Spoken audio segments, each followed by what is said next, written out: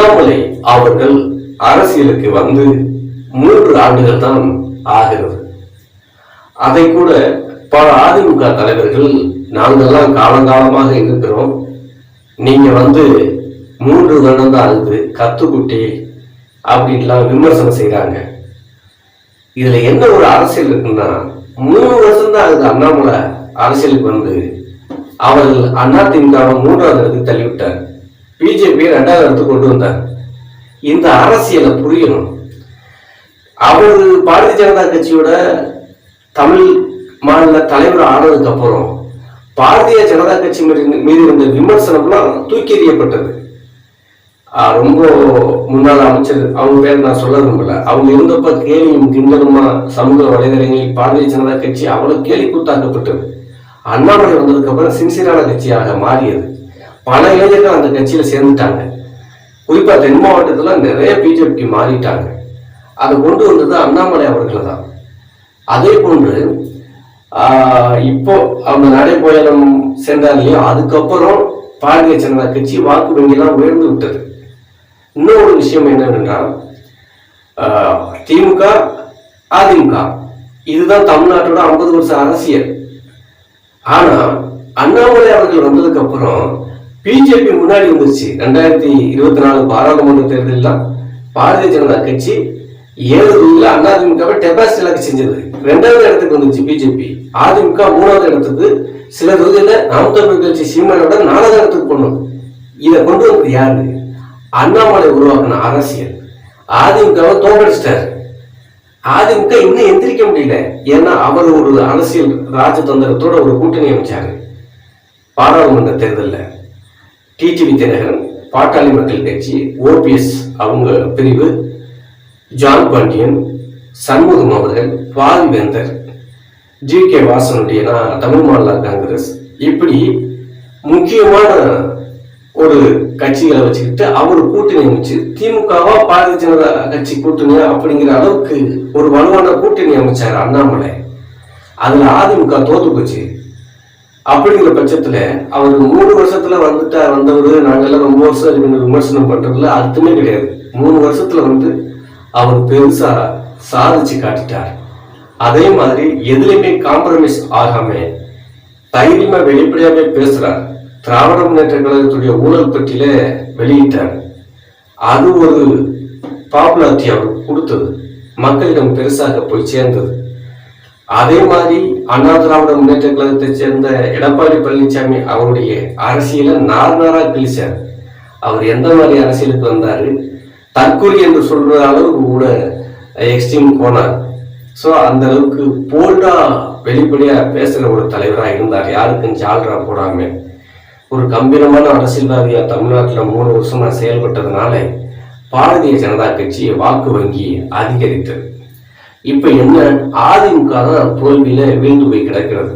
காரணம், பாரதிய ஜனதா கட்சி வளர்ந்து விட்டது. அந்த கட்சியோட கூட்டணி அமைக்க பலர் தயாராகிவிட்டார்கள்.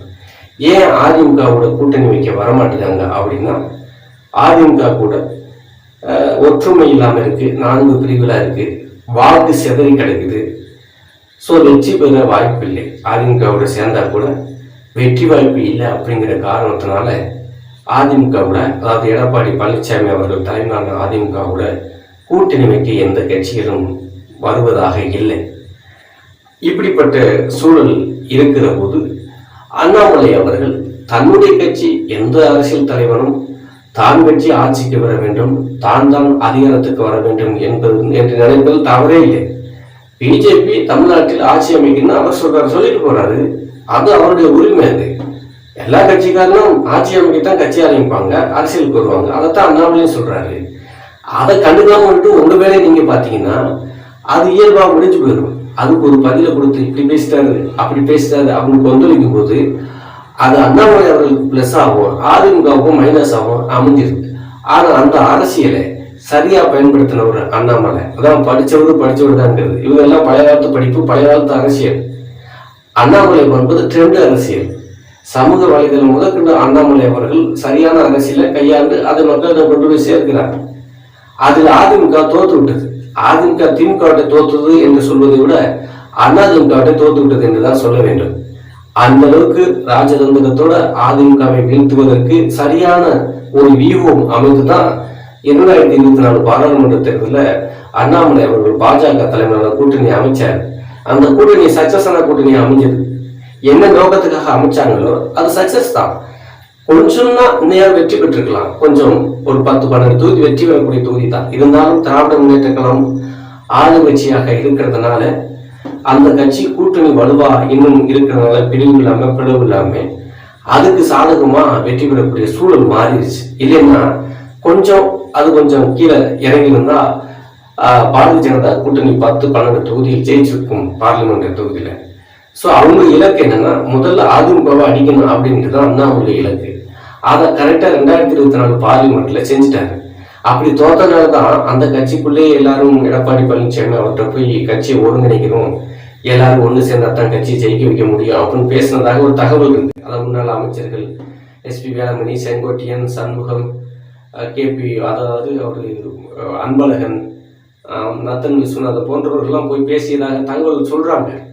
ஏன்னா அவங்களுக்கு தெரிஞ்சிருச்சு. அப்போ அந்த அளவுக்கு உணர வச்சிருக்காருல அண்ணாமலை. கூட்டணி இல்லாமல், அதாவது கூட்டு சேராமல், கூட்டணி இல்லாமலும் ஜெயிக்க முடியாது, அதிமுக ஒன்று சேராமலும் ஜெயிக்க முடியாது. அப்படி ஒரு விஷயத்த அந்த ஒரு அரசியலை புரிய வச்சாருல அண்ணாமலை. அதுக்கப்புறம் தானே அதிமுக அந்த மாதிரி பேச்சு வருது. அப்போ அண்ணாமலை இந்த 3 வருஷத்துல சாதிச்சது என்னன்னா பிஜேபியை முன்னுக்கு கொண்டு வரணும்னு நினைச்சாரு. அது இந்த பார்லிமெண்ட் தேர்தலில் 12 தொகுதியில் பாரதிய ஜனதா கட்சி 2வது இடத்துக்கு, அதாவது அதிமுக இருந்த இடத்துக்கு பாரதிய ஜனதா கட்சி வர்றதுக்கு அவருடைய நோக்கம் சரியாக இருந்தது. அதனால தான் அதிமுக 3வது இடத்துக்கு தள்ளப்பட்டது. 3வது இடத்துக்கு போனாலும் பரவாயில்ல, பல இதில் நாம் தமிழர் கட்சியை விட பின்னுக்கு தள்ளப்பட்டது. அப்போ இந்த அரசியலை அதிமுக தலைவர்கள் யோசிக்கணும். ஏன் இவ்வளோ பின்னுக்கு வந்துட்டோம்? சும்மா தேர்தலில் போய் காசை செலவு பண்ணி ஜெயிக்க முடியாதுன்னு தெரிஞ்சு எதுக்கு செலவு பண்ணணும்? இப்போ அப்படித்தான், 2026 அப்படித்தான்.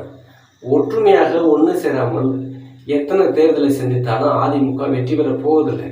2026 அதே தான். அப்படி ஒரு மாயையில் கற்பனையில் அந்த காசை செலவு பண்ணுறது வேஸ்ட்டு. அதனால தான் இப்போ பாராளுமன்ற தேர்தலில் கூட யாரும் போட்டியிட சீனியர் தலைவர்கள் யோசிச்சாங்க ஒரு தகவல் கூட வந்தது. அதனால தான் திரு எடப்பாடி பழனிசாமி அவர்கள் பூரா புது ஆட்களாக போட்டதாக ஒரு தகவல். ஸோ இப்படிப்பட்ட சூழல் இருக்கிற பட்சத்தில் அதிமுகவை வீழ்த்தணும் அப்படிங்கிறதுல அண்ணாமலை குறிக்கோளாக இருந்து செயல்பட்டார். அதில் அவர் வெற்றி பெற்றார். அதிமுக வீழ்ந்து விட்டது, பிஜேபி எழுந்து விட்டது.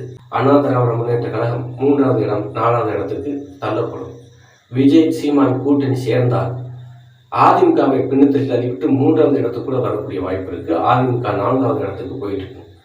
3 வருஷத்துல அரசியலுக்கு வந்து நோட்டாவுக்கு கீழே உள்ள கட்சி, எந்த வாக்கு வங்கியுமே இல்லாத கட்சி, தமிழ்நாட்டில் கையையோ காலையோ ஊன்ற முடியாத ஒரு கட்சின்லாம் விமர்சனம் பண்ண பாரதிய ஜனதா கட்சியை திமுகவுக்கு அடுத்து 2வது இடத்துக்கு கொண்டு வந்து பார்லிமெண்ட் தொகுதியில நிரூபிச்சு காட்டின அண்ணா மாதிரி 3 வருஷத்துல இதை சாதிச்சிருக்காருன்னா இன்னும் 2 வருஷம் போனா கண்டிப்பா ஆளுங்கட்சி அவர்கள் பிஜேபி எதிர்கட்சியா தமிழ்நாடு சட்டசபையில் வரக்கூடிய வாய்ப்புகள்லாம் இருக்கு.